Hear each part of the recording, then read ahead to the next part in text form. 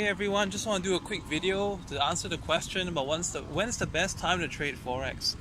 So it really depends what kind of strategy that you're using if you're wondering when's the best time to trade. For me, I'm more of a breakouts trader. I do like supply demand reversals, I do breakouts. I also do like trend continuations. So personally, what I find to be effective is that I like to enter. I live in one important element is that I live in Asia, so it's quite hard for me to commit like what it's going to be if you live in the US. All right.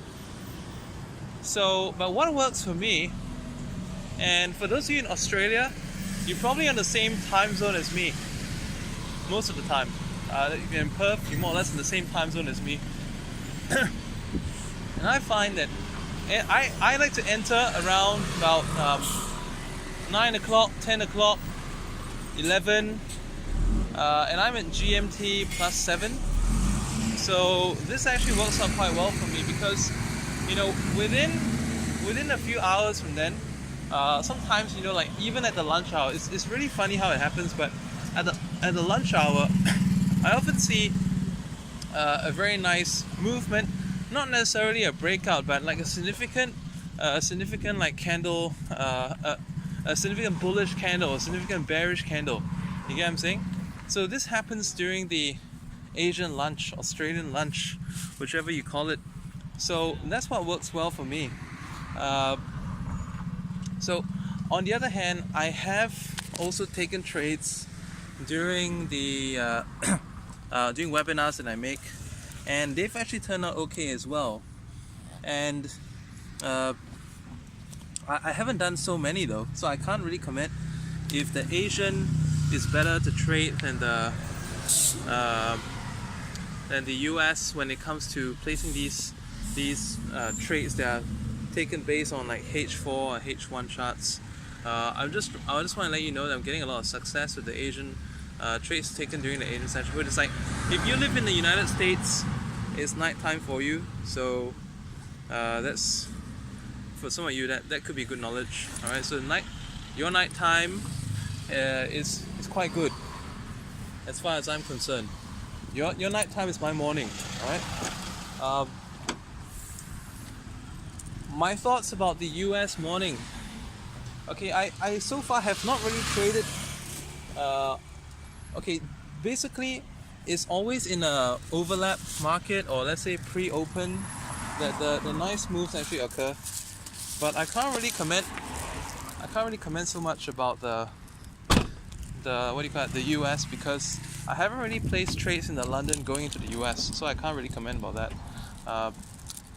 But there's definitely a lot of activity in the London market, and likewise there's a lot of activity in the US market, and most of the time, unless like Trump is making an announcement. Another thing I want to give you a tip is that sometimes there could be a holiday. Like if you're recently looking, there was like I mean this has been a big shopping week. You know, the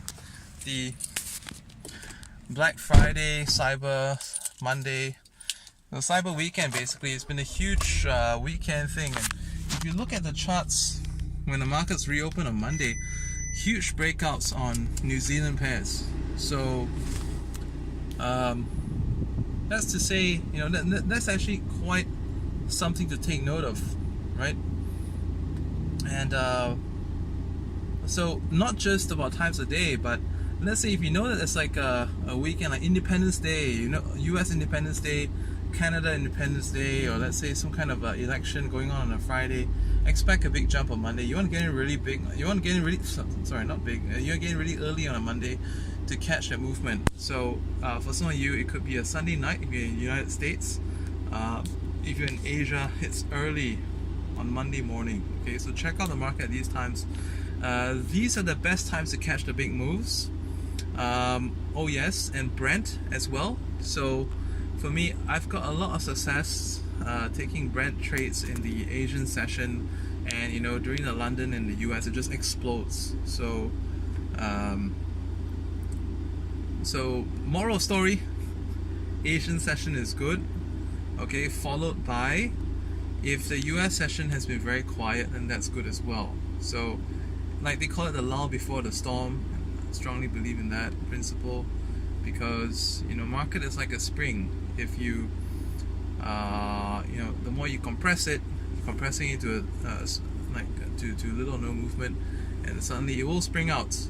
But if it springs out too early, let's say just like sometimes when we look at the one reason why I don't like to trade engulfing patterns is because if there's a big engulfing bar, that actually takes away on a higher time frame, especially like engulfing on the H1, engulfing on the H1 or H4 takes away a movement opportunity. But if you see the engulfing on the M15, well, I can use M15 entry for M15 engulfing entry for a longer term put or a call. Okay, so some quick tips in the video here.